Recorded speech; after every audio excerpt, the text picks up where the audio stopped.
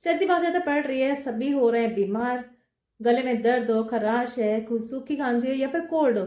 Simple सी tip बताती हूँ, बहुत जल्दी आप ठीक हो पाओगे। हमारे पास घर में अदरक अवेलेबल हर टाइम होती है। एक टुकड़ा अदरक का ले लेंगे, उसको हम आग पे इसको अच्छे से सेक लेंगे। थोड़ी सॉफ्ट हो जाए जब, उसके ऊपर लगाइए विक्स। जी हाँ, विक्स लगानी है और उसको अपने गले की करिए मसाज। जब उसको अदरक के साथ मसाज करोगे, वो एंटीसेप्टिक का काम करती है। इससे जो सूखी खांसी होगी या फिर बलगम होगी, जो गले में दर्द होगी, वो बिल्कुल ठीक हो जाएगी।